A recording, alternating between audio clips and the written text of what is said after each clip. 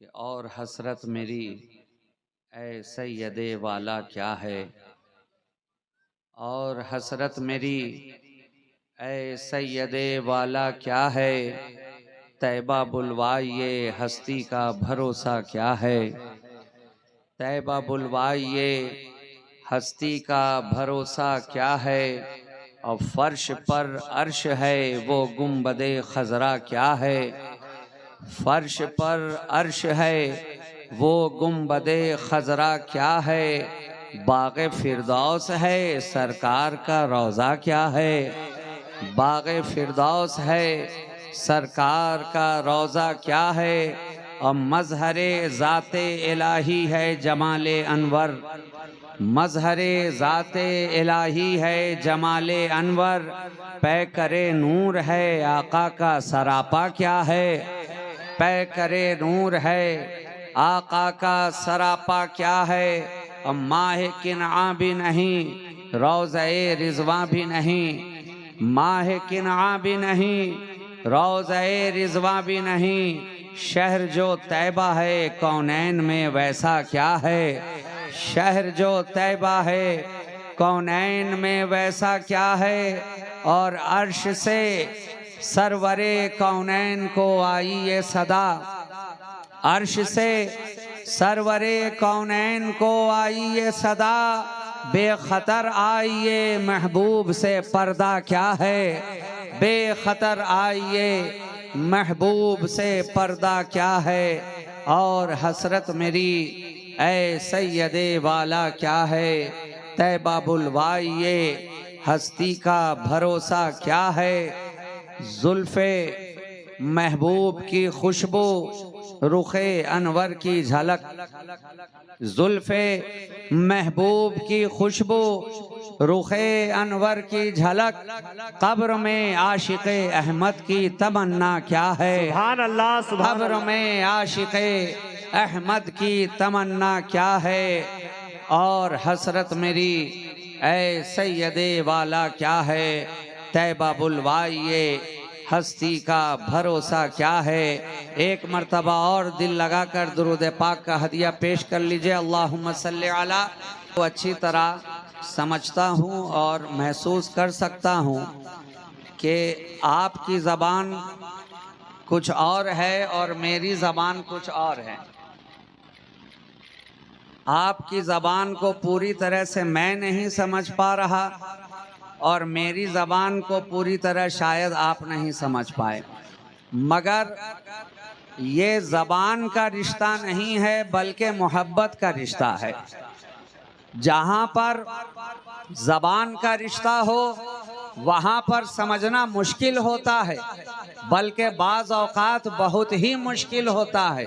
लेकिन जहाँ पे मोहब्बत का रिश्ता हो, मोहब्बत की ज़बान चाहे किसी इलाके में बोली जाए समझना मुश्किल नहीं होता।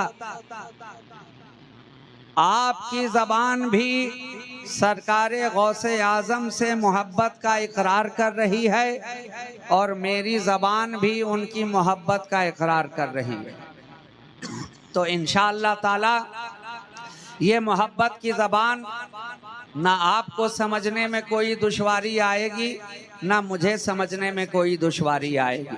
हम और आप सरकारे गौसे आज़म की बारगाह में खिराजे अक़ीदत पेश कर रहे हैं। हर आने वाला अपनी अपनी इस्तिताअत के मुताबिक, अपने अपने इल्म के मुताबिक, अपनी अपनी हिम्मत के मुताबिक, अपनी अपनी ताकत के मुताबिक बारगाहे गौसे आज़म में अपनी मोहब्बतों का खिराज पेश कर रहा है, अपनी अक़ीदतों का खिराज पेश कर रहा है, अपनी मोहब्बतों के फूल उनकी बारगाहे अक़दस में पेश करने की कोशिश कर रहा है। मगर उस बारगाहे गौसियत मआब में कोई कहाँ तक अपनी मोहब्बतों का खिराज पेश कर सके। अरे हम गुनहगारों की बिसात ही क्या है, ये तो वो बारगाहे गौसे आज़म है जहां पर दुनिया के बड़े से बड़े वली अपनी मोहब्बतों का नजराना पेश करते नजर आते हैं। दुनिया का कौन सा ऐसा वली है जो बारगाहे गौसे आज़म में अपनी मोहब्बत का खिराज पेश करता नजर नहीं आता।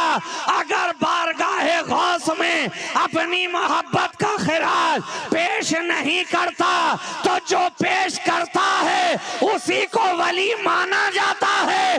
जो इनकार कर देता है विलायत के दफ्तर से निकाल दिया जाता है। अल्लाह सुभान अल्लाह। नारे तकबीर, नारे तकबीर, नारे रिसालत, सरकार गौसे आजम कॉन्फ्रेंस, नारे तकबीर, नारे रिसालत। गौसे आजम की शान वो है कि सारे वलियों के शाने पर, कांधे पर सरकार गौसे आजम का कदम नाज है, कदम नाज है। और खुद गौसे आजम फरमाते नजर आते हैं कि सारे वलियों के कंधे पर गौसे आजम का कदम है और गौसे आजम के कंधे पर रसूल आजम का कदम है। सुभान अल्लाह, सुभान अल्लाह। बेशक हक है, बेशक। सुभान अल्लाह। गौसे आजम के कंधे पर किसका कदम है? रसूल आजम का। रसूल आजम का कदम सरकार गौसे आजम के कंधे पर है। और जब ये कदम आ गया, जब ये कदम आ गया और साथ में नबी का करम आ गया, तो जब नबी का कदम सरकार गौसे आजम के शाने पर आ गया तो अब गौसे आजम का कदम सारे वलियों के शाने पर आ गया। इसलिए कि ये बात तहकीक शुदा है। उलमाए किराम इरशाद फरमाते हैं कि दुनिया का कोई भी वली हो, हर वली किसी न किसी नबी के नक्शे कदम पे चलता नजर आता है। दुनिया का हर वली किसी न किसी नबी के निशाने कदम को अपने लिए नमूना बनाता नजर आता है। दुनिया का हर वली किसी न किसी नबी के निशाने कदम से फैज पाता नजर आता है। दुनिया का हर वली किसी न किसी नबी के निशाने कदम का अक्स नजर आता है, मजहर नजर आता है। मगर सरकार गौसे आजम वो हैं कि खुद इरशाद फरमाते हैं, अना कदमिन नबी बदरिल कमाली, मैं वो हूँ जो सरकारे दो आलम सल्लल्लाहु अलैहि वसल्लम के निशाने कदम पर हूँ। इसीलिए तो हमारी निगाहें देख रही हैं कि जिस तरह नबियों के गुरोह में हमारे नबी का कोई जवाब ना हुआ, उसी तरह वलियों के दरमियान गौसे आजम का कोई जवाब ना हुआ। सुभान अल्लाह, सुभान अल्लाह, अकबर। या रसूल अल्लाह, या अली, नहीं छोड़ेंगे, नहीं छोड़ेंगे, नहीं छोड़ेंगे। जिंदाबाद। अल्लाहु अकबर। या रसूल अल्लाह। तभी तो बड़े बड़े वलियों ने कहा, गौसे आजम दरमियाने औलिया, गौसे आजम दरमियाने औलिया, चू मोहम्मद दरमियाने अंबिया। सरकारे गौसे आजम की शान ये है कि जिस तरह नबियों के दरमियान हमारा नबी सबसे अलग शान रखता है, उसी तरह वलियों के दरमियान हमारा गौस सबसे अलग शान रखता नजर आता है। इसलिए तो दुनिया में आए भी तो अलग शान लेकर, दुनिया के अंदर आए भी तो निराली शान लेकर, अजब अंदाज लेकर, सबसे अछूता। अच्छा, एक बात मैं आपको अर्ज करूं कि बनकर आना और होता है और आकर बनना और होता है। बनकर आने वालों की शान और है, आकर बनने वालों की शान और है। और है जो आकर बनते हैं, जैसे हम और आप दुनिया में आकर बने। कोई आलिम हुआ तो आकर बना, हाफिज हुआ तो आकर बना, इंजीनियर हुआ तो दुनिया में आकर बना, डॉक्टर हुआ तो दुनिया में आकर बना, कामिल हुआ दुनिया में आकर बना। तो ये लोग आकर बन रहे हैं। ये हुफ़ाज़े किराम स्टेज पर तशरीफ रखते हैं। इनसे आप पूछिए कि आप दुनिया में आकर हाफिज बने ना, तो ये बताएंगे आप क्या समझते हैं जनाब। अरे लड़कपन का जमाना गुजरा, फिर मदरसे में गए, दाखिला लिया, उस्ताद के सामने जानुए तलम्मुस को तय किया, कई साल मेहनत करते रहे, कोशिश करते रहे, काविश करते रहे, खूने जिगर जलाते रहे, रातों की नींद हराम करते रहे, दिन का सुकून और चैन कुर्बान करते रहे, घर को छोड़ा, घर से बाहर निकले, इलाके को छोड़ा, इलाके से बाहर निकले, दोस्तों को छोड़ा, दोस्तों की रफाकत से दूर हो गए, खानदान से अलग हुए, मदरसे में रहकर जिंदगी गुजारते रहे, मेहनत करते रहे, कई साल तक मेहनत की, तब जाकर हाफिज का दस्तार हमारे सर पर रखा गया, हिफ्ज़े कुरान का दस्तार हमारे सरों पे बांधा गया। कोई आलिम बना तो 10 साल 12 साल मदरसों में मेहनत करने के बाद आलिमों फाजिल की सनद उसे मिलती नजर आई। कोई डॉक्टर इंजीनियर बना तो पहले नर्सरी से LKG गया, LKG से UKG गया, फिर स्टैंडर्ड 1 से सफर शुरू हुआ तो स्टैंडर्ड 5 तक गया, 5 से आगे बढ़ा तो 10 तक गया, 10 से आगे बढ़ा हायर सेकेंडरी में गया, इंटरमीडिएट का एग्जाम दिया, उसके बाद MBBS में दाखिला हुआ, 6 साल तक उसमें मेहनत करते रहे, डिग्री हासिल हुई, फिर MS की डिग्री ली या तो MD की डिग्री ली, कोई मास्टर ऑफ मेडिसिन हुआ, कोई मास्टर ऑफ सर्जरी हुआ। यही दुनिया का तरीका है, आहिस्ता आहिस्ता बढ़ता है, आहिस्ता आहिस्ता चलता है। यही फर्क है, जो दुनियादार होता है वो दुनिया में आकर बना करता है, जो महबूबे परवरदिगार होता है वो बनकर दुनिया में आता है। सुभान अल्लाह, नारे तकबीर, नारे रिसालत, नारे हैदरी, करामते गौसे आजम, करामते गौसे आजम, नारे तकबीर, नारे रिसालत। जो दुनियादार होता है वो दुनिया में आकर बनता है, मगर जो रब का महबूब होता है अरे वो तो बना बनाया आता है। इसलिए तो गौसे आजम जब दुनिया में तशरीफ लाए हैं तो 18 पारा के हाफिज़े कुरान बन कर आ रहे हैं। सारे लोग दुनिया में आकर हाफिज हुए, मेरा गौस आ रहा है तो माँ के शिकम से हाफिज बनकर आ रहा है, हाफिज़े कुरान बनकर आ रहा है। आपसे पूछा गया, ऐ सरकारे गौसे आजम, आप जब दुनिया में तशरीफ लाए तो 18 पारा के हाफिज किस तरह हो गए? कहा जानते नहीं हो, जब मैं अपनी वालिदा के शिकम में था तो मेरी वालिदा 18 पारा की हाफिजा थी। वो हर लम्हा हर वक्त कुरान की तिलावत करती रहा करती थी, इसलिए जितना उन्होंने पढ़ा मैंने शिकम ही में याद कर लिया। ये शान है अल्लाह के वलियों की। इसलिए मैं कहता हूं बच्चे की तरबियत में उसकी माँ का बहुत बड़ा रोल हुआ करता है, बहुत बड़ा। हालांकि सरकार गौसे आजम के वालिद का साया तो उनके बचपने ही में सर से उठ गया था ना, अभी कम उम्र ही थे कि वालिद ने पर्दा फरमा लिया। तरबियत की है उनकी वालिदा ने, गौसे आजम की तरबियत की है उनकी वालिदा ने।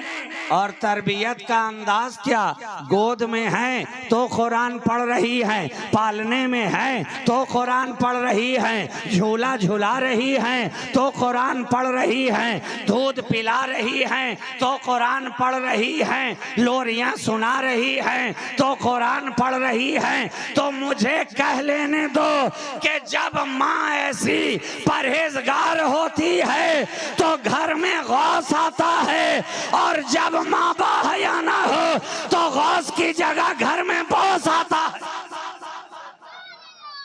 इसलिए कहा गया है बच्चे की तरबियत में सबसे ज्यादा हाथ उसकी माँ का होता।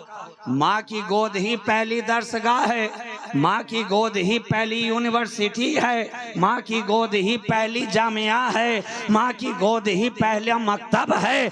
अरे मदरसे में तुम बाद में जाओगे, माँ की गोद में पहले तुम्हें परवरिश पाना है। तो अब जैसी माँ होगी और जैसी उसकी तरबियत होगी वैसा ही बच्चा परवान चढ़ेगा। माँ अगर सच्ची होगी तो बच्चा भी सच्चा होगा, माँ अगर अच्छी होगी तो बच्चा भी अच्छा होगा, और माँ ही अगर कच्ची हुई तो फिर बच्चा भी कच्चा होगा।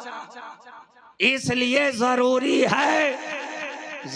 है तरबियत वालिदैन को इस्लाम के अंदर इतना महत्व क्यों दिया गया है, इतनी अहमियत क्यों दी गई है। इसलिए कि उसका असर बच्चे के ऊपर सारी जिंदगी दिखता है, उसका असर बच्चे के ऊपर सारी जिंदगी दिखाई पड़ता है।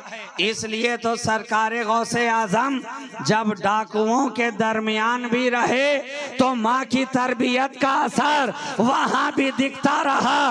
अभी जवान हुए ही थे, अभी 17-18 साल की उम्र मुबारक हुई ही थी कि दिल के अंदर लगन जागी कि इल्म दीन हासिल करूँगा, दीन की खिदमत करूँगा। माँ से आकर कहा, माँ भी तो वलिये कामिल थी, माँ भी वलिया थी। देख लिया बच्चे की तरबियत किस तरह उन्होंने की है और उसका असर साफ साफ नजर आ रहा है। कहा, जा बेटे, मैं तुझे अपना हक माफ करती हूँ और तुझे खुदा के सुपुर्द करती हूँ, तुझे खुदा के सुपुर्द करती हूँ।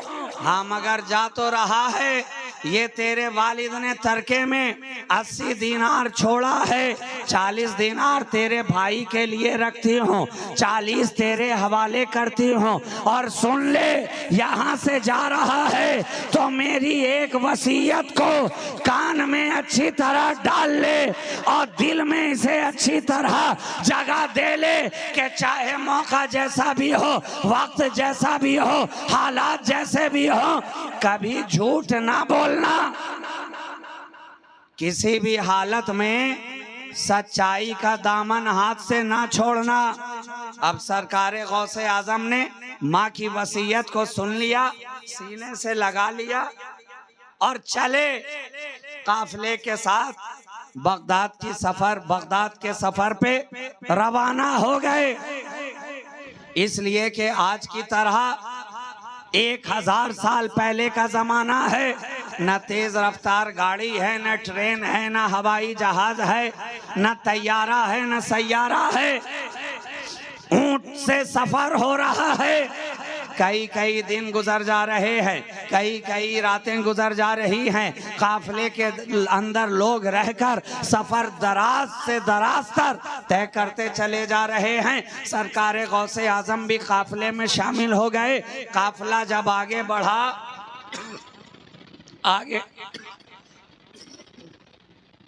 काफिला जब आगे बढ़ा, एक जगह ऐसी आई कि डाकुओं ने काफिले का मुहासरा कर लिया, घेर लिया। अब जब डाकुओं ने घेर लिया तो एक एक से पूछा जा रहा है, तुम्हारे पास कुछ है? कुर्बान जाओ। ये एक ऐसा मकाम है कि हर इंसान चाह रहा है कि जो कुछ भी है उसमें से कुछ न कुछ मेरे पास बच जाए, बच जाए। छुपाना चाह रहा, हीला बहाना तलाश कर रहा है, और डाकू है कि तलाश कर कर के खोज खोज कर सारा माल जब्त करते जा रहे हैं, छीनते जा रहे हैं, लेते जा रहे हैं। मगर देखो माँ की तरबियत का असर कि सारे काफिले वाले माल को छुपाना चाह रहे थे मगर ना छुपा सके। लेकिन जब गौसे आजम से डाकू पूछ रहे हैं, ऐ बच्चे बता तेरे पास भी कुछ है क्या, तो सब छुपाते नजर आ रहे थे और मेरे गौसे आजम काफिले के आगे छपाते नजर आ रहे। सब ने बचाना चाहा, गौसे आजम ने बताना चाहा, सब बचाते नजर आए और गौसे आजम बताते नजर आए। पूछा जा रहा है जब भी, ऐ बच्चे तुम्हारे पास भी कुछ है? कहा हाँ है, हाँ है। तुम्हारे पास भी कुछ है? हाँ 40 दिनार है।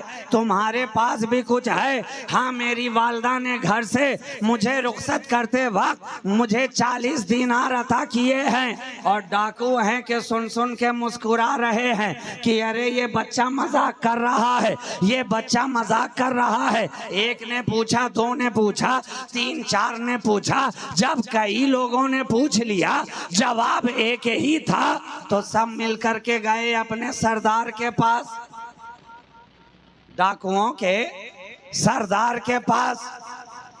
कुर्बान जाइए, इधर वलियों का सरदार है, उधर डाकुओं का सरदार, डाकुओं का सरदार है।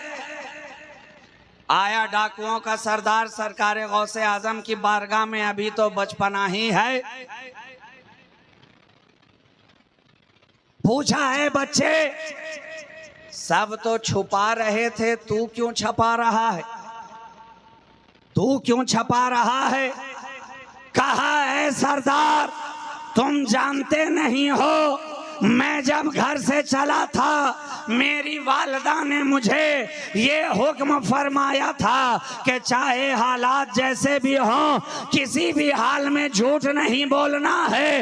इतना सुनना था कि डाकुओं के सरदार की आंखों में आंसू आ गए कि ये बच्चे, एक तू है कि अपने माँ से किया हुआ वादा निभाता नजर आ रहा है, और एक हम हैं कि अपने रब से किया हुआ वादा कब से तोड़ते चले जा रहे हैं। सुभान अल्लाह, सुभान अल्लाह। नारे तकबीर, नारे रिसालत, अजमत गौसे आजम, अजमत गौसे आजम, करामत गौसे आजम, नारे तकबीर, नारे रिसालत। एक तू है कि अपनी माँ से किया हुआ वादा नहीं तोड़ता, और एक हम लोग हैं कि अपने रब से किया हुआ वादा कब से तोड़ते चले जा रहे हैं। ना शरीयत की पासदारी है, ना सुन्नत की पैरवी है, ना रब के हुक्म पर अमल है। हम तो बरसों से अपने रब से किया हुआ वादा तोड़ते चले आ रहे हैं।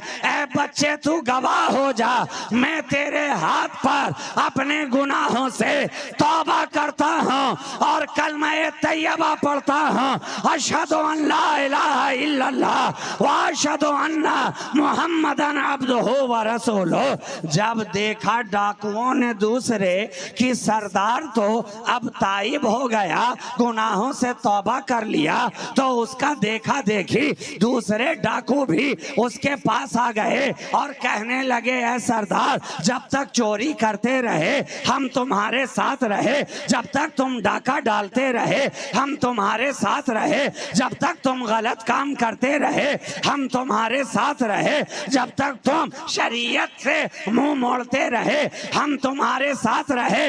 अब तो तुम शरीयत के करीब आ गए हो, अब तो तुम गुनाहों से तौबा कर चुके हो।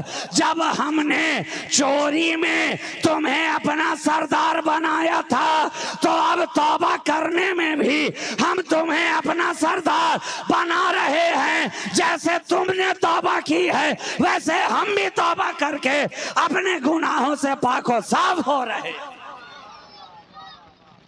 ये तो सरकारे गौसे आजम का बचपना है। अब मुझे कहो, जब बचपने का ये आलम है तो उनकी जवानी का आलम क्या होगा? जब बच्चे में इतनी करामत है तो वो वक्त जब उन्होंने ऐलान किया कदमी हाज़ही अला रक़बत कुल्ले वलील्लाह कि मेरा ये कदम तमाम वलियों की गर्दन पर है, उस वक्त उनकी शान का आलम क्या होगा, उस वक्त उनकी करामात का आलम क्या होगा। इसलिए तो औलियाए किराम ने कहा कि जितनी ज़्यादा करामतें सरकारे गौसे आज़म की ज़ाते बाबरकात से सादिर हुई हैं, उतनी ज़्यादा करामात दुनिया के किसी वली से न सादिर हुई, न पहले देखा गया न बाद देखा गया। ये वो सरकार गौसे आजम है कि जो उनके कदम का इकरार कर लेता है उसका नाम वलियों के दफ्तर में लिख दिया जाता है, और जो इनकार कर देता है वलियों के दफ्तर से उसका नाम मिटा दिया जाता है।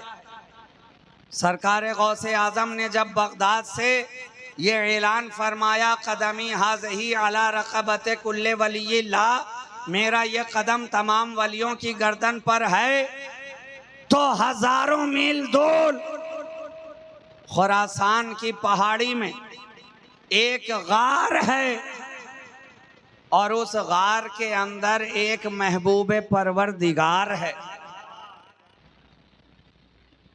और ऐसा महबूब परवरदिगार है कि जिससे सारे हिंद वालों को बड़ा ही प्यार है, और जिसका नाम औलियाए किबार में शुमार है। वो ऐसा महबूब परवरदिगार है कि जिसे सारा हिंदुस्तान सुल्तानुल औलिया कह रहा है, सुल्तानुल औलिया कह रहा है। अरे वो कोई जात ऐसी वैसी नहीं, वो तो ख्वाजाए खाजगा आबरूए चिश्तियाँ वलीए हिंद हजरत सरकारे ख्वाजा गरीब नवाज सैयदना मोइनुद्दीन हसन संजरी अलैहि रहमतो व रिजवान की है। रिवायात में मौजूद है कि जब सरकारे गौसे आजम ने बगदाद से ये ऐलान किया कि मेरा कदम तमाम वलियों की गर्दन पर है, तो सरकारे गरीब नवाज ने खुरासान से सुना और अपनी गर्दन को इतना झुकाया कि जमीन के साथ सटा दिया और ये ऐलान कर उठे कि ऐ सरकारे गौसे आजम, आपका कदम सिर्फ मेरी गर्दन पे ही नहीं मेरी आंखों पे भी है, मेरे सर पे भी है। क्या कहना, वाह वाह, सुभान अल्लाह सुभान अल्लाह। और जब सरकार गौसे आजम की इस ऐलान पर सरकार गरीब नवाज ने अपने सर को खम कर दिया तो उन्हें सारे हिंद का सुल्तान बना दिया गया, सारे हिंद का सुल्तान बना दिया गया। और शायर की जबान कह उठी, हमारे दीन की हक्कानियत के दोनों शाहिद हैं, हमारे दीन की हक्कानियत के दोनों शाहिद हैं, मोइनुद्दीन अजमेरी, मोहिउद्दीन जिलानी। ये दोनों हक्कानियत के शाहिद हैं। और हम और आप कितने खुश नसीब हैं कि एक हाथ में सरकारे गौसे आजम का दामन है तो दूसरे हाथ में सरकारे गरीब नवाज का दामन है। वलिये हिंद सरकारे ख्वाजा गरीब नवाज इकरार कर चुके। और रिवायात में तो यहाँ तक आता है कि जितने औलियाए किराम उस वक्त धरती के ऊपर मौजूद थे। हर एक ने सरकारे गौसे आजम का ये ऐलान सुना और सब ने मिलकर इकरार किया। और आपको मालूम है, एक जिसने इनकार कर दिया तो उसका हश्र क्या हुआ? जिसने इनकार कर दिया तो उसका हश्र क्या हुआ? हालांकि थे बहुत बड़े वली, विलायत के दफ्तर में ऊंचा नाम था, बुलंद पाया बुजुर्ग थे, मगर इनकार कर दिया कि गौसे आजम का कदम दूसरों के कंधों पर होगा मगर मेरे कंधे पर नहीं है। तो गौस का कदम ना हुआ तो गौसे आजम ने फरमा दिया, अगर मेरा कदम नहीं है तो फिर खिंजीर का कदम है। अगर मेरा कदम नहीं मानता तो फिर खिंजीर का कदम होगा। इतना बोलना ही था कि सारे पर्दे निगाहों के सामने से जो विलायत के उठा दिए गए थे, अब आंखों के सामने पर्दा ही पर्दा, आंखों के सामने अंधेरा ही अंधेरा। अब वो बात ना रही, विलायत सल्ब कर ली गई, विलायत छीन ली गई। अब ना कश्फ बाकी रहा, ना करामात बाकी रहे, ना मकाम बाकी रहा, ना मर्तबा बाकी रहा। पड़ गए एक यहूदन के चक्कर में, ईमान जाने का खतरा सामने आ गया। उसने कहा, अगर शादी करनी है तो मुझसे निकाह करने से पहले तुम्हें शराब भी पीनी होगी, खिंजीर का गोश्त भी खाना होगा। बड़ी हसीनो जमील औरत थी। अब ये उसके चक्कर में पड़ गए। चूंकि सरकारे गौसे आजम के कदम का इनकार कर दिया था, इसलिए जो हिजाबात हटे हुए थे अब आंखों के सामने फिर से वो हिजाबात आ गए। जब विलायत ही ना रही, कश्फो करामात ही बाकी ना रहा, तो जिस कश्फ के जरिया ढकी छुपी चीजों को देख लिया करते थे, अब वो सारा देखना बंद। अब तो अपनी ही खबर ना रही। सारे मुरीदीन छोड़ कर जाने लगे कि अब तो पीर ही शरीयत के खिलाफ चल रहे हैं, अब तो पीर ही सुन्नत के खिलाफ चल रहे हैं, अब तो पीर ही ईमान से हाथ धोने वाले हैं, अब तो पीर ही का तर्ज अमल गलत हो गया। सारे मुरीदीन छोड़ कर जाने लगे, मगर एक मुरीद सादिक था। देखिए, ये पीर और मुरीद का रिश्ता भी ऐसा होता है कि अगर 99 मकामात पर पीर मुरीद के काम आता है तो एक आध मकाम पर सच्चा मुरीद हो तो वो भी पीर के काम आता है। अगर होना चाहिए सच्चा, अकीदत व मोहब्बत होनी चाहिए सच्ची, तो एक मुरीद रह गया जो ये वाकयातन सच्चा था, सच्ची मोहब्बत रखता था। उसे ये ख्याल था कि मेरे पीर ने मुझे कदम कदम पे आगे बढ़ाया, मेरे पीर ने मेरी उंगली पकड़कर मुझे आगे का रास्ता दिखाया, मेरे पीर ही की बदौलत आज मैं इस मकाम मर्तबे पर पहुंचा हूं। ये ठीक है कि पीर की आंखों पर अभी पर्दा डाल दिया गया है, इसलिए कि इन्होंने सरकारे गौसियत महाब की गौसियत कुबरा का इनकार कर दिया था, तो वो दूर ही से रह कर छुप के अपने पीर को देखता था। जब देखा कि हालत इतनी अबतर हो गई है, अब तो ईमान जाने का भी खतरा हो गया, दौड़ा गया सरकारे गौसे आजम की बारगाह में। सफर करता करता आखिरकार पहुंच ही गया, और वो गौसे आजम के जहां बेगानों का ख्याल रखा जाता है तो भला अपनों का ख्याल क्यों न किया जाए। जाकर कदमों में गिर गया, सरकार निगाहे करम फरमाए, सरकार आप गौसे आजम हैं, सरकार आप पीराने पीर हैं, सरकार आप रोशन ज़मीर हैं, सरकार आप हम सबके दस्तगीर हैं, महबूब सुबहानी भी आप, खुतबे रब्बानी भी आप, गौसुस समादानी भी आप, सरचश्मे सुल्तानी भी आप, बज़्मे क़िंदीले चरागे रूहानी भी आप। ऐ सरकार आपकी विलायत का डंका बज रहा है। आप वलियों के वली हैं, आप पीरों के पीर हैं। आज मेरी लाज बचा लीजिए, आज मेरे पीर पर निगाहे करम फरमाइए। सरकार अब तो ईमान से जाने का खतरा पैदा हो गया है। सरकार निगाहे करम फरमाएं, आपकी शान है दस्तगीरी करना।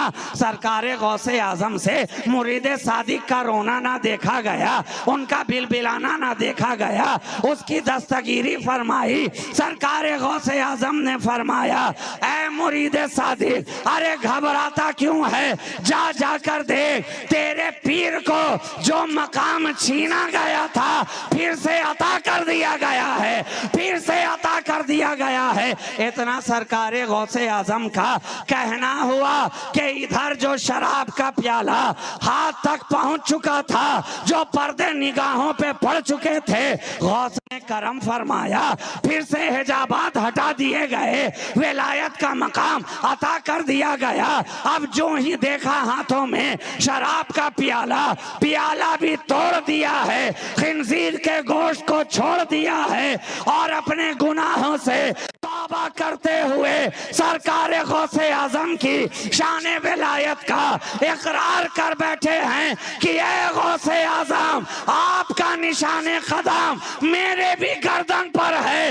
इतना कहा था, जो छीना था उससे ज्यादा अता करते नजर आ रहे हैं, उससे ज्यादा जो लिया था, जो वापिस लिया था, गौस की निगाह ने उससे ज्यादा अता कर दिया, अता कर दिया।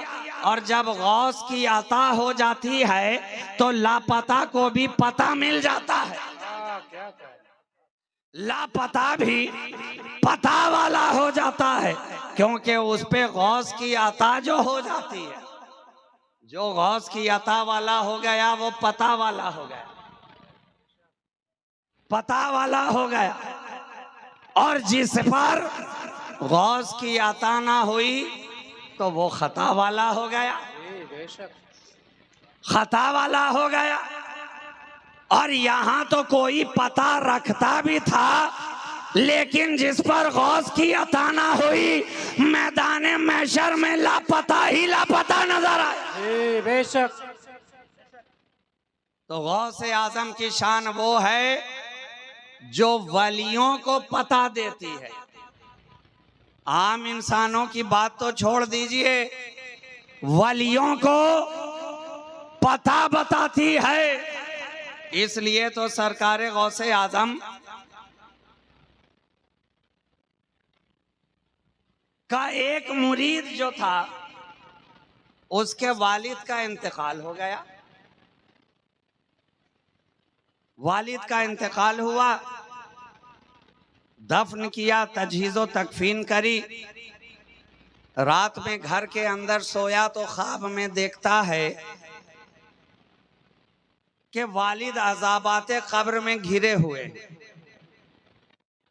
कब्र के अज़ाबात में घिरे हुए हैं, तरह तरह के अज़ाबात दिए जा रहे हैं। इतना देखा, सुबह होते ही सरकार गौसे आजम का मुरीद था, खानका में हाजिर हुआ, कदम बोस हुआ, इज़्ने हाजिरी हासिल की, ज़ियारत से शरफ याब हुआ और सरकार गौसे आजम की बारगाह में अर्ज करने लगा, हुजूर, कल मैंने ख्वाब में अपने वालिद को देखा, बड़े अजाब में घिरे नजर आ रहे हैं, कब्र के अजाबात में मुब्तला नजर आ रहे। सरकार गौसे आजम ने फरमाया, अच्छा ऐ मेरे मुरीद, ये तो बताओ, क्या तुम्हारे वालिद भी मुझसे मुरीद हुए थे? वालिद भी मुरीद हुए थे? कहा नहीं हुजूर, मुरीद कहाँ? अच्छा इतना बताओ, मैं जो वाज कहता था तो मेरी वाज की महफिलों मजलिस में कभी आकर बैठा करते थे? अभी जिस तरह ये महफिल सजी हुई है, तकरीर हो रही है, गौसे आजम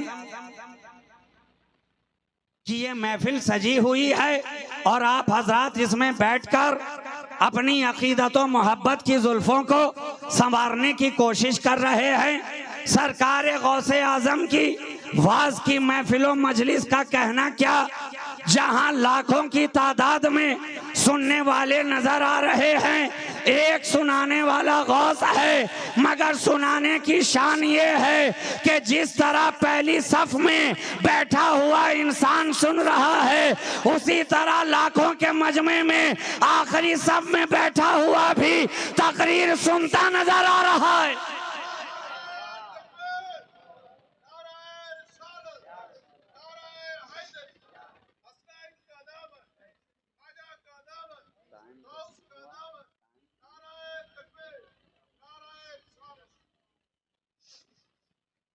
आज तो हम आप इस माइक का इस्तेमाल करते हैं,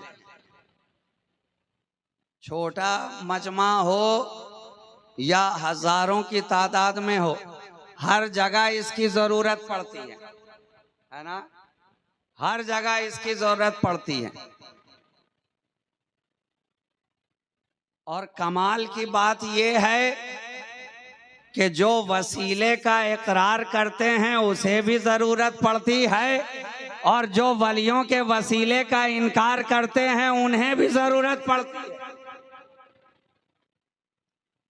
तो महफिल में आए तो बगैर माइक के वसीले के गुफ्तगू ना कर पाए, मगर वलियों की बारगाह की बात हो तो वहां वसीले का इनकार करें, वहां इनकार करें। तो ये तो सरकारे गौसे आजम की शान है। आज माइक हटा लिया जाए तो दो चार सफ के बाद के लोग आवाज सुनने से कासिर हो जाएं, और हम और आपकी आवाज वहां तक पहुंचने से रह जाए। दो चार सफ के बाद आप आवाज नहीं सुन सकते, और यहाँ तो हजारों हजार का मजमा है। जैसा पहली सब वाला सुन रहा है वैसा ही आखिरी सब वाला सुन रहा है। गौसे आजम की वाज की महफिल ने हमें ये ज़हन दे दिया, अरे जो जमीन के ऊपर रहकर इतना सुना रहा है, वो जमीन के नीचे रहकर हमारी आवाज क्यों ना सुनेगा। इसलिए तो हमारा अकीदा है, वो कल भी सुन रहे थे, आज भी सुन रहे हैं, कल भी सुन रहे थे, आज भी सुन रहे हैं। तो सरकारे गौसे आजम का मुरीद था ना, अपने वालिद के हालो अहवाल को, कैफियत को बयान करने लगा, सरकार करम फरमा दीजिए, बड़े अजाबात में घिरा है, मुब्तला है। आप तो गौसे आजम दस्तगीर हैं, दस्तगीरी फरमाना आपका शेवा है, निगाहे करम फरमाए। आप ख़ानदान नबूवत के चिराग हैं, आप बनी हाशिम के कमर हैं, निगाहे करम फरमाइए। आप गुलिस्तान ज़हरा के खुशबूदार फूल हैं, निगाहे करम फरमाइए। और गौसे आजम है कि पूछते जा रहे हैं, अच्छा बता तो सही, तेरा बाप मुरीद हुआ था कि नहीं? कहा हुजूर मुरीद ना था, मेरी महफिल में आता था कि नहीं? सरकार कभी महफिल में भी ना आया, मेरी खानका में कभी गुजरा था कि नहीं? सरकार कभी आपकी खानका में आना ना हुआ, मेरे मदरसे में कभी आया था किसी काम से? हुजूर आपके मदरसे में भी ना आया। अच्छा इतना बता, क्या मेरे दरवाजे से कभी गुजरा था? क्या मेरी खानका के दरवाजे से कभी गुजरा था? अब कहने वाले के चेहरे पर मुस्कुराहट आ गई, सरकार गुजरता कैसे नहीं, रास्ता तो यही था, आने में भी गुजरता था, जाने में भी गुजरता था, आप ही की खानका के दरवाजे से आना जाना होता था। इतना कहकर खामोश हो गया। सरकारे गौसे आजम ने दुआ के लिए हाथ उठा दिए, वक्त गुजरता चला, वापस घर को गया, रात हुई, फिर से ख्वाब में देखा। अब कल तक जो देखा था वो माजरा अलग था, आज जो देख रहा है वो मामला अलग नजर आ रहा है। कल देखा था अजाबात में घिरा नजर आ रहा था, आज जो देख रहा है इनामात की बारिश में नजर आ रहा है, इनामात की बारिश में नजर आ रहा है। सुबह जैसे ही हुई, फजर की नमाज के लिए खानका में दौड़ा चला गया, नमाज अता की सरकारे गौसे आजम की क़यादत में, इक़्तिदा में। और जो ही आप फारिग हुए, आपके कदमों में आकर बैठा है, चेहरे को देख रहा है, मुस्कुरा रहा है, देख रहा है, मुस्कुरा रहा है, गौसे आजम को तक रहा है, मुस्कुरा रहा है, वो मुस्कुराता रहा। उधर वो मुस्कुराता रहा, इधर सरकारे गौस मुस्कुराते रहे, मुस्कुराते रहे। वो जो देख कर आया था, देखने के बाद मुस्कुरा रहा था, अभी कुछ कहा भी नहीं है, सरकारे गौस पहले ही मुस्कुरा रहे, पहले ही मुस्कुरा रहे हैं। अरे ये अल्लाह वाले हैं मियाँ, इनसे दिल की बात छुपती कहाँ है, छुपती कहाँ है। और जो पीरों का पीर हो, वलियों का वली हो, वहां भला कोई कैसे छुप सकता है, वहां कैसे छुप सकता है। सरकारे गौसे आजम ने फरमाया, अच्छा कल जो देख कर आया था तो हालत कुछ और थी, आज जो देख कर आया है बड़ा मुस्कुरा रहा है। कहा हुजूर आप ही की तो इनायत है, आप ही की तो दस्तगीरी है, आप ही की तो दुआओं का सदका है। अब तो मेरे वालिद को कब्र में इनामात से नवाजे जा रहे हैं, मेरे वालिद की कब्र पर रहमतों नूर की मूसलाधार बारिश हो रही है। तो कुर्बान जाओ, गौसे आजम की जबान कह उठी, अरे तेरा वालिद क्या कयामत तक जो मेरी खानका में आ जाएगा उसे जहन्नम में नहीं डाला जाएगा। सुभान अल्लाह। नारे तकबीर, नारे तकबीर, नारे रिसालत, नारे रिसालत। गौसे आजम की गौसियत, गौसे आजम का गौसियत। नारे तकबीर। हम वलियों के दर पे क्यों जाते हैं? इसीलिए तो जाते हैं कि उनकी एक निगाह पड़ जाए, एक निगाह पड़ जाए तो सारी जिंदगी बदल जाए, है ना। और वो शेर आपने खूब सुना होगा, तेरी एक निगाह की बात है, मेरी जिंदगी का सवाल है। क्या पता चला वलियों की एक निगाह ही काफी होती है, काफी होती है। तो एक निगाह पड़ जाने वाले का बेड़ा पार है, तो जो सारी जिंदगी उनकी खिदमत में गुजार दे उसका बेड़ा पार क्यों ना होगा। यहां तो बात एक निगाह की है। हजरत अली बिन हयाती पर निगाह पड़ गई। सरकारे गौसे आजम की वाज की मजलिस में बैठे थे, मिंबर के करीब ही थे, और सरकारे गौस मिंबर पे खुतबा फरमा रहे थे, वाज फरमा रहे थे। अचानक निगाहों ने देखा कि सरकारे गौसे आजम अपने मिंबर को छोड़ते हैं, मिंबर से नीचे उतरते हैं, और हजरत अली बिन हयाती जो आपकी वाज की मजलिस में बैठकर वाज सुनते सुनते थोड़ी देर के लिए उन पर गुनूदगी का अलम तारी हो गया था, नींद का गलबा हो गया। इधर आंख बंद हुई, उधर किस्मत का दरवाजा खुल गया। हजरत शेख अली बिन हयाती अलैहि रहमतो व रिदवान, इधर आंख थोड़ी देर के लिए बंद हुई, उधर किस्मत का दरवाजा खुला। सरकारे दो आलम सल्लल्लाहु अलैहि वसल्लम तशरीफ ले आए, तशरीफ ले आए, और इधर वो आंख बंद करके देख रहे हैं, और इधर महफिल के सारे लोग सरकारे गौसे आजम को देख रहे हैं कि तकरीर करते करते अचानक से गौसे आजम रुक क्यों गए, मिंबर से नीचे भी उतर गए, मिंबर को छोड़ भी दिया, शेख अली बिन हयाती के करीब चले गए और अदब से हाथ बांधे खड़े हो गए। जब कुछ देर गुजरा, अली बिन हयाती की आंख खुली, देखा सरकार गौसे आजम निगाहों के सामने हैं। अचानक घबरा गए, हुजूर आप मिंबर से यहाँ कैसे? सरकारे गौसे आजम फरमाने लगे, ऐ शेख अली बिन हयाती, तू जो आंख बंद करके देख रहा था, मैं वो आंख खुले हुए में देख रहा था। तू सरकारे अबद करार नबी करीम की जात की जियारत कर रहा था, नींद में कर रहा था, ख्वाब में कर रहा था, मैं आलमे बेदारी में कर रहा था। ये उनकी बारगाह का अदब था कि मैं मिंबर से नीचे उतर आया और हाथ बांधे खड़ा हो गया। तो सरकारे गौसे आजम ने हमें ये सबक भी सिखा दिया कि जब हुजूर की आमद हो, जब सरकार की किसी महफिलों मजलिस के अंदर आमद हो जाए तो अदब से हाथ बांधकर खड़े हो जाया करो, अदब से हाथ बांधे खड़े हो जाया करो।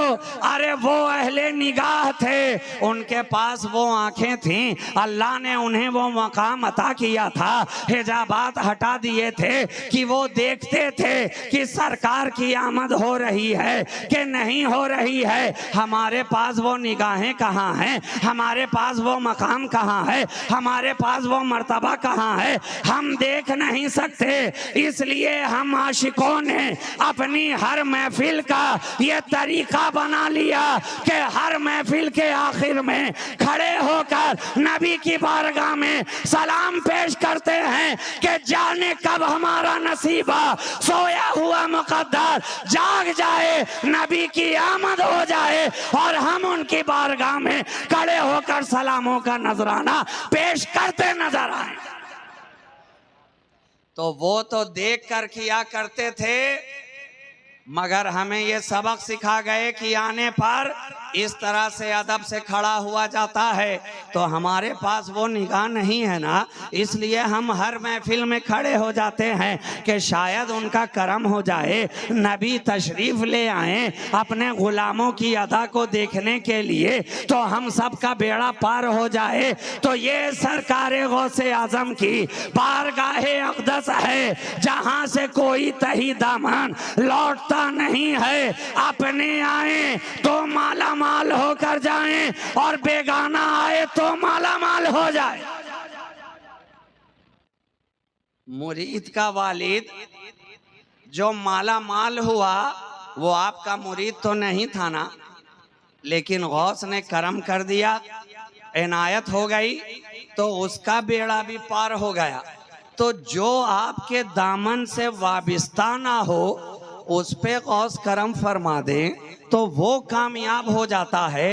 तो अल्हम्दुलिल्लाह हम और आप तो सरकार गौसे आजम के दामन से वाबिस्ता हैं, उनसे मोहब्बत रखते हैं, उनके चाहने वाले हैं, उनसे इश्क का इजहार करते हैं, उनकी महफिल सजाते हैं, उनकी बारगाह में खिराजे अकीदत पेश करते हैं, उनकी बारगाह में मोहब्बतों के गुल चढ़ाते हैं। तो जिसका ताल्लुक सरकार गौसे आजम से इतना गहरा हो उसका बेड़ा क्यों ना पार होगा, यकीनन पार होगा, यकीनन वो कामयाब होगा। इसलिए कि गौसे आजम ने फरमा दिया है, मुरीदी ला तखफ अल्लाह रब्बी, मेरे मुरीदों को घबराने की जरूरत नहीं है। अरे उन्हें वो मकाम ना मिला तो क्या हुआ, रब ने मुझे तो वो मकाम व मर्तबा अता किया है, मुझे वो मकाम अता किया है। और सुन लो, सरकार गौसे आजम फरमाते हैं कि जब तक मेरा मुरीद और उनके मुरीदों का मुरीद जन्नत में दाखिल ना हो जाए, अब्दुल कादिर जन्नत में कदम रखने वाला नहीं है। ये कितनी बड़ी बात है, इतना बड़ा ऐलान तो दुनिया के किसी वली ने नहीं किया, किसी पीर ने नहीं किया। जो सरकार गौसे आजम ऐलान फरमा रहे हैं। और आखिरी बात कहकर मैं अपनी गुफ्तगू पूरी करूं, सरकार गौसे आजम का अपने मुरीदों पर इतना करम है, इतनी शफकत है, वो तो यहाँ तक फरमाते हैं कि कोई अगर मेरा मुरीद ना भी हो और दिल से बस मुझे अपना पीर मान ले, दामन पकड़ा भी ना हो, बाज़ाब्ता तौर पर सिलसिले में दाखिल भी ना हुआ हो, मगर दिल से मोहब्बत रखता हो, दिल से इश्क रखता हो, दिल से उन्हें अपना पीर मानता हो, तो उसका हश्र भी कल गौसे आजम के मुरीदों के साथ होगा।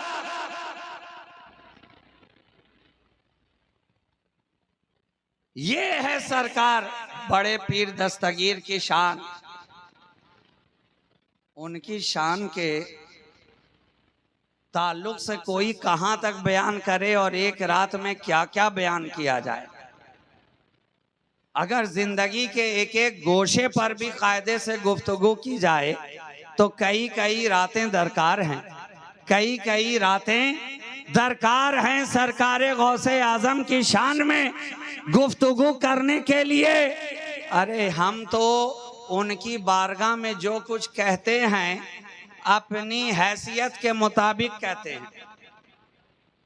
हमारी हैसियत क्या कि उनकी बारगाह में हम लब कुशाई कर सकें, उनकी शान बयान कर सकें। जहां दुनिया के बड़े से बड़े वली अपना गर्दन वहां पे खम किए नजर आए, वहां हमा शुमा की औकात ही क्या है। वो गौसे आजम कि एक वक्त में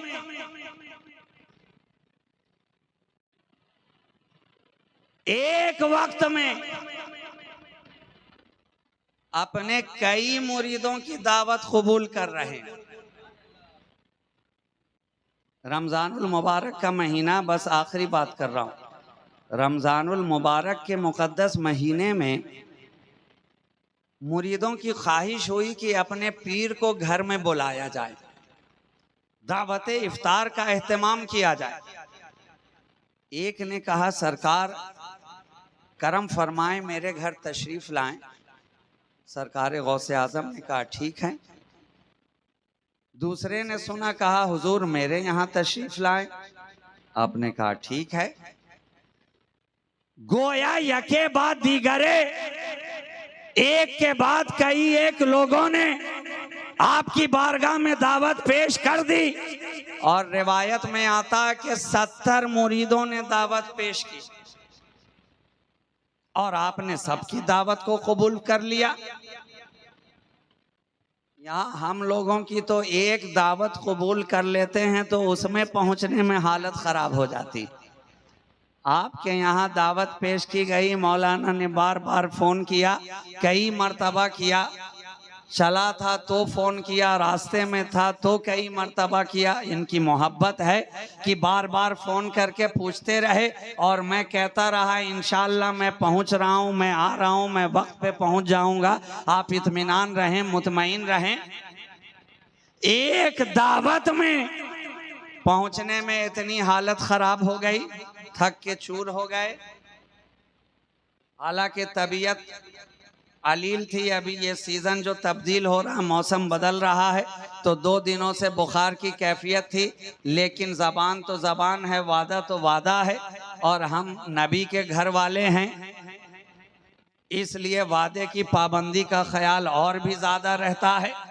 चाहे जिस हाल में भी हो, गौसे आजम का करम हुआ, मैं आपके दरमियान हाजिर हो गया। तो यहाँ तो बात एक दावत की है। सरकारे गौसे आजम की बारगाह में 70 मुरीदों ने दावत पेश की और आपने हर एक की दावत को कबूल कर लिया। अब जब सूरज गुरूब होने को हुआ, हर मुरीद अपने घर के अंदर दस्तरखान सजाए हुआ है, इफ्तार को दस्तरखान के ऊपर रखे हुआ है, तरह तरह के अनवाओ अक़साम के फल और मेवे चुने गए हैं कि मेरे सरकार आने वाले हैं, आका आने वाले हैं, पीर आने वाले हैं, मुर्शिद आने वाले हैं, शेख आने वाले हैं। गुलामों ने पूरा इंतजाम किया, एहतमाम किया, इंसराम किया, सरकार तशरीफ लाएंगे। अब वक्त होता जा रहा है, गौसे आजम तशरीफ लाए, इफ्तार किया, वापस खानका को रवाना हुए। अब जब दूसरे दिन सारे लोग खानकाहे गौसियत मआब में पहुंच रहे हैं तो हर मुरीद अपना सीना चौड़ा किए हुआ है, सबका चेहरा निखरा निखरा हुआ है, हर चेहरे पर शादाबी नजर आ रही है, हर कोई बढ़ चढ़ कर गले मिल रहा है और कह रहा है जानते हो कल सरकार मेरे यहाँ आए थे, तुम्हें मालूम है कल हुजूर मेरे यहाँ आए थे, तुम जानते हो कल सरकार मेरे घर में कदम रंजा हुए थे। हर एक कहता नजर आ रहा है। एक ने दूसरे से कहा, दूसरे ने कहा तुम्हारा दिमाग तो खराब नहीं हो गया, अरे तेरे यहाँ यहाँ कहाँ से आएंगे, वो तो मेरे यहाँ आए थे। उसने कहा मेरे यहाँ, उसने कहा मेरे यहाँ। 70 का दावा था कि गौसे आजम मेरे यहाँ आए थे। अब जब बात आगे बढ़ी, हैरानों परेशानी का आलम बढ़ता चला गया। अब फैसला करे तो कौन? कहा सबने मिलकर फैसला वही करेगा जिसने दावत कबूल की थी। फैसला वही करेगा जिसने दावत कबूल की थी। वही तो कहेंगे कि किसके यहाँ गए थे, मेरे यहाँ आए थे कि तुम्हारे यहाँ आए थे। सरकार गौसे आजम की बारगाह में सारे मुरीदीन हाजिर हो गए, हाथ बांधकर अर्ज करने लगे, ऐ सरकार गौसे पाक, हर एक का दावा यही है कि आप उसके यहाँ तशरीफ फरमा हुए थे। आप फैसला फरमाएं हुजूर, आप आखिर किसके यहाँ गए थे? कहा बस इतने ही में परेशान हो गए। अरे हैरान क्यों होते हो? जिसका जिसका दावा है, मैं हर एक के यहाँ गया था,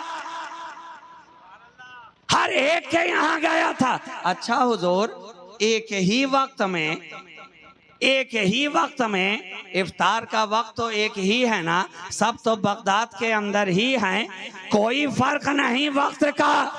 एक ही वक्त में आप सबके यहाँ चले गए। कहा अच्छा परेशान हो रहे हो, आओ मेरे पीछे आओ। पीछे पीछे चले सारे मुरीदीन। खानका के एक गोशे में एक घना सायादार दरख्त था। आपने कहा देखो इस दरख्त की तरफ। जब मुरीदों ने दरख्त की तरफ देखा तो दरख्त के हर पत्ते में गौसे आजम का जलवा नजर आ रहा है।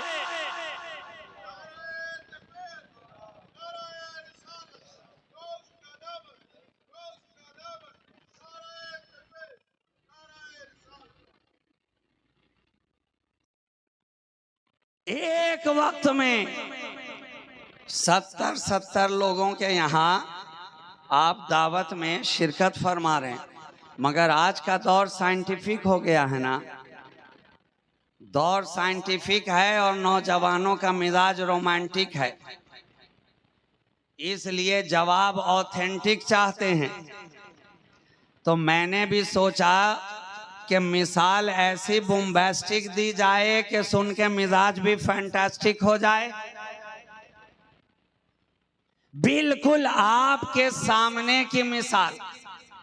ये आप इतने मोबाइल लगा करके यहाँ बैठे हुए हैं, चैनल वाले हजरात यूट्यूब पर नेटवर्क बनाकर बैठे हैं। अब इसी में से कोई मोबाइल पे आप लाइव भी चलाते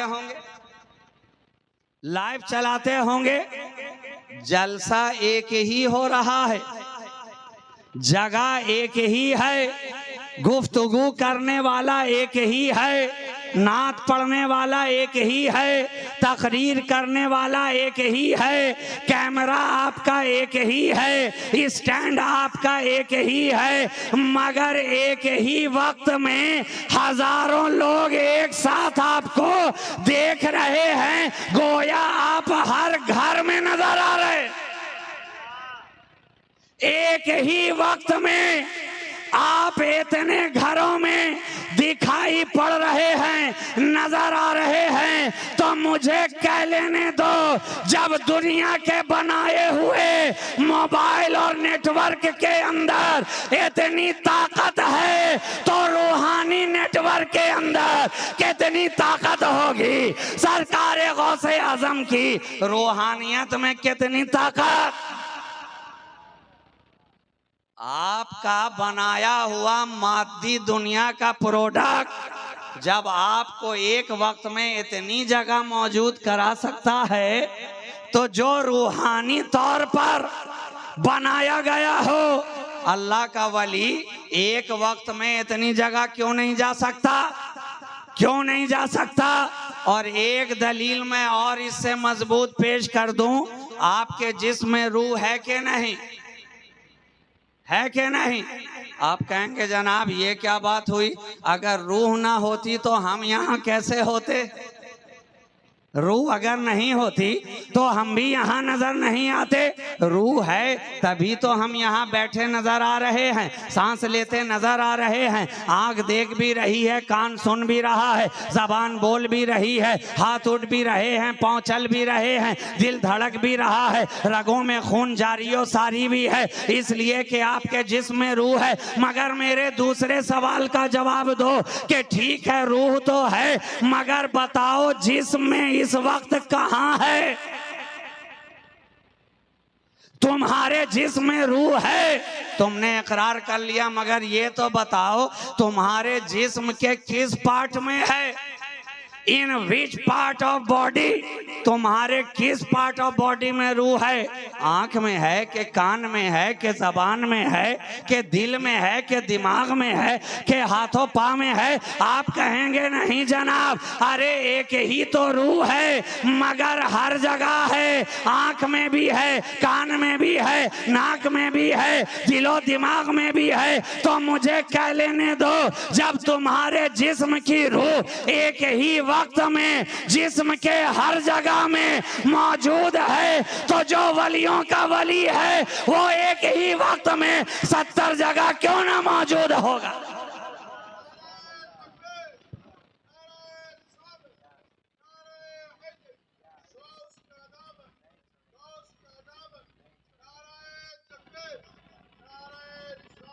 दोस्तों, आपने इस महफिल पाक को सजाया, रचाया, बसाया। फ़कीर शहबाजी दस्त बदुआ है कि मौला कदीर आपकी इस महफिल पाक को अपनी बारगाह में शरफ़ क़बूलियत अता फरमाए और आपकी इस खिदमत को सरकार गौसे आज़म की बारगाह में शरफ़ क़बूलियत हासिल हो। आप हजरात का हिम्मत व हौसला यूँ ही जवान रहे, आपकी मोहब्बतों का खिराज यूँ ही बारगाह गौसे आज़म में पेश होता रहे, पहुंचता रहे। आज की इस मुख्तसर सी महफिल में फ़कीर शहबाजी आपके दरमियान हाजिर आया, इस महफिल पाक में शिरकत और हाज़री का शरफ़ हासिल हुआ। मौला हम सब की हाज़री को कबूल फरमाए। गौसे आज़म की शान में महफिल पाक सजाने वालों, बस एक जुमला याद रखो कि गौसे आज़म की मोहब्बत को अपने दिल में बसाए रखना, और मोहब्बत को बसाने का सबसे अच्छा तरीक़ा ये है कि उनकी ज़िंदगी से सबक हासिल करके उनकी ज़िंदगी को अपने लिए नमूनाए अमल बना करके जो पैगाम गौसे आज़म ने हमें दिया है, जो ज़िंदगी हमें अता की है, जो ज़िंदगी चल करके हमें दिखाया है, हमारी मोहब्बत का तकाज़ा भी यही है कि हम गौसे आज़म की मुक़द्दस ज़िंदगी से सबक हासिल करें और उनके नक्श कदम पर बताए हुए रास्ते पर चलने की कोशिश करें। इंशाअल्लाह ताला अगर उनके नक्श कदम पर हम चलेंगे तो जिनके शाने पर नबी का नक्श कदम हो, हम उन्हें अपने लिए निशाने कदम बना लें और उनके नक्श कदम पर अपनी ज़िंदगी गुजारें, तो दुनिया में भी कामयाबी है, आखिरत में भी कामयाबी है। गौसे आज़म की मोहब्बत हमारे सीनों में कायम रहे, उनकी शान विलायत, उनका साया, उनका साया रहमत हम सब के सरों पर ता क़याम क़यामत कायम व दायम रहे।